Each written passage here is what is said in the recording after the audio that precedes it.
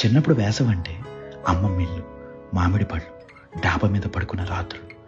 ఇప్పట్లలో ఏసీలు, కూలర్లు పెద్దగా ఉండేవి కాదు. సో సాయంకాలం ఎండ తగ్గగానే 2-3 సార్లు డాబా మొత్తం చల్లనీళ్ళు చల్లేవాళ్ళం.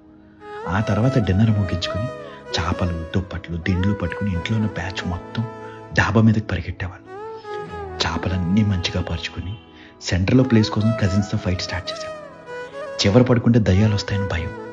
ఇంకా కజిన్స్ అందరం కబుర్లు చెప్పుకుంటూ, అంత్యాక్షరి ఆడుకుంటూ, ఇంకో పక్క తాతయ్య చెప్పే దయ్యాల కథలు వింటూ, దోమలు కొట్టకుండా కాయిల్స్, అందరం పోటీ పడి మరీ లెక్కపెట్టి ఆకాశంలో చుక్కలు, లెక్క మిస్ అయిపోతే మళ్ళీ మొదటి నుంచి స్టార్ట్ చేయడం.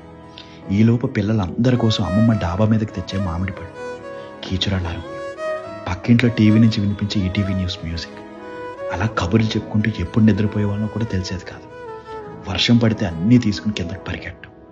పొద్దున్నే మన మీద పడే ఆ సన్ రైజ్కి నిద్ర లేచేవాడు.